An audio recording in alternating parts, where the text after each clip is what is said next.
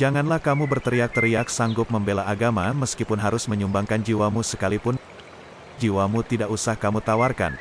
Kalau Tuhan menghendakinya, entah dengan jalan sakit atau tidak, tentu akan mati sendiri. Tapi beranikah kamu menawarkan harta bendamu untuk kepentingan agama? Itulah yang lebih diperlukan pada waktu sekarang ini.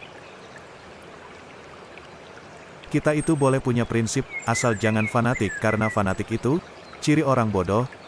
Sebagai orang Islam kita harus tunjukkan, kalau kita bisa bekerja sama pada siapapun. Asal, lakum dinukum waliyadin. Agamamu agamamu, agamaku agamaku.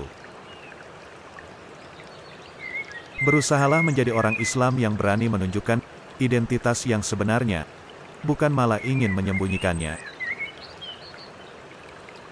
Keislaman bukan hanya Allah ada di dalam jiwamu, tetapi kehidupan Islam menjadi nyata melalui perilakumu. Jangan suka menempatkan seseorang pada posisinya, tapi tempatkanlah diri saudara terlebih dahulu pada posisi yang benar. Kebenaran suatu hal tidaklah ditentukan oleh beberapa banyaknya orang yang mempercayainya. Kasih sayang dan toleransi adalah kartu identitas orang Islam. Jangan takut melawan hawa nafsu dan kebatilan, karena itu adalah jalan hidup orang Islam. Kita dapat mengukur kemiripan kita dengan Nabi, dengan melihat kepekaan kita terhadap penderitaan sesama.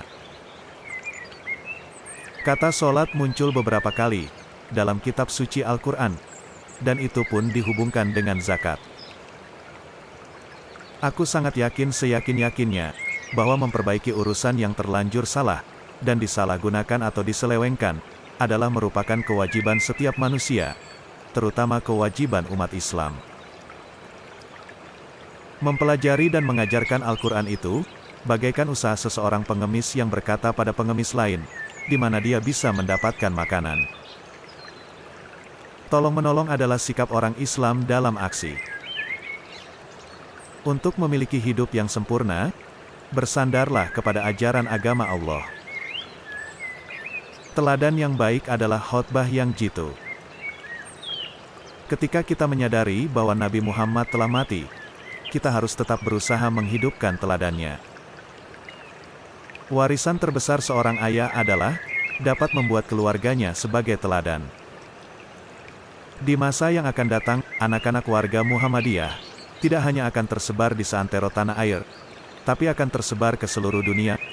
Penyebaran anak-anak muda Muhammadiyah tersebut juga bukan semata-mata karena tugas keilmuan, melainkan juga akibat hubungan perkawinan. Jika engkau meminta izin tidak memenuhi tugas tersebut karena alasan tidak mampu, maka beruntunglah engkau. Aku akan mengajarkan kepadamu bagaimana memenuhi tugas tersebut. Tapi, jika engkau meminta izin tidak memenuhi tugas tersebut hanya karena sekedar enggan, maka tiadalah orang yang bisa mengatasi seseorang yang memang tidak mau memenuhi tugas. Janganlah persoalan rumah tangga dijadikan halangan memenuhi tugas kemasyarakatan. Hidup sekali untuk dipertaruhkan, berhati-hatilah kamu sekalian dalam mempergunakan. Hidup-hidupilah Muhammadiyah, jangan mencari hidup dalam Muhammadiyah. Kita tidak hanya mewarisi dosa siapapun, dan tidak akan ada seorang pun yang akan mewarisi dosa-dosa kita.